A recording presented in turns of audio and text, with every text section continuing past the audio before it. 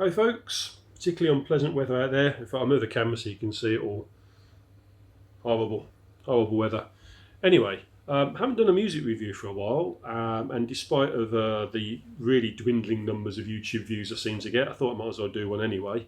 Because the album I wanted to talk about, I'll try and make this as brief as possible, is the new album by Dark Angel, Extinction Level Event.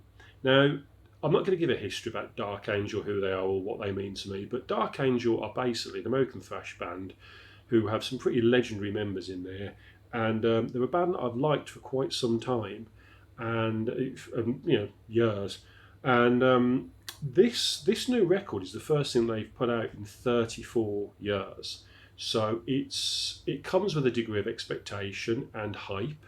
And I always say that anytime a record takes this long to ferment and make them, and the band have been talking about this album for at least the last 10 years, there's always a question of like, the hype is going to be greater than the album will ever be able to live up to. And there's also the case that it sort of sets an unrealistic precedent that people are going to be disappointed with it because there's only so much that a band are physically capable to produce. And we can't pretend that Dark Angel aren't consisting of members that are getting on in years. So this wasn't going to be the second coming of thrash. However, I think for me, the reason why this album, and it's a spoiler alert, is a disappointment is just in, firstly, how it's been treated. Because this record has come with very little hype other than the fanfare that they were announcing an album this year. They announced that they were releasing their first album 34 years at the start of the year. We've had 2 singles and zero fanfare or hype. The album hasn't been released on streaming sites up until recently, I think. It's only just popped up on YouTube now after a lot of backlash from people. It wasn't available on Bandcamp. It wasn't available on places like Amazon. You could only get it from the band's official website with 0 review copies sent out and no real interest in promoting it whatsoever. It's almost like the band have made this album and thought, actually, it's not that good. We're not going to really talk about it, which is just shocking considering it's been your first record in 34 years. The second thing is to do with the fact that individual components of this album I quite like. Gene Hoglan's drumming is always great. There's some really fast shred in here. The solos are actually really, really good on this album.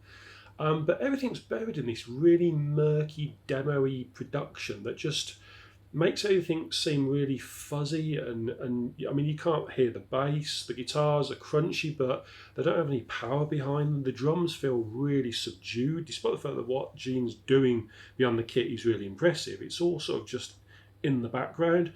And then those vocals are terrible. There's no way to describe them. They're just terrible. Really, they remind me a little bit of an even worse version of Chris Barnes from 6 Feet Under at times. Especially when you've got the circular firing squad, the way that it's pronounced, it just sounds dreadful.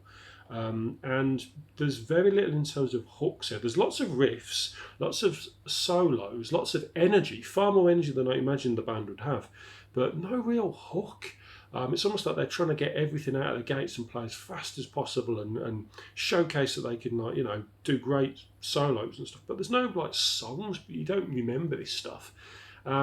And for me, I just find it. I don't think it's an awful album.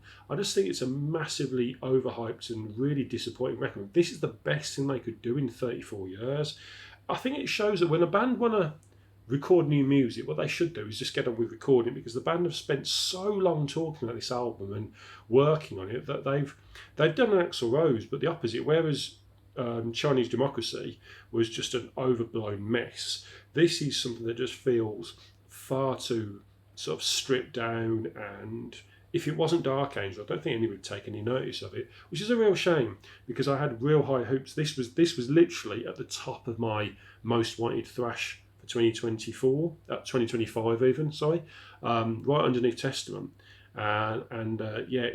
It's nowhere near as good as half the stuff that's come out this year in terms of thrash, so big disappointment. I gave it a 2 out of 5. I wasn't a fan of it at all.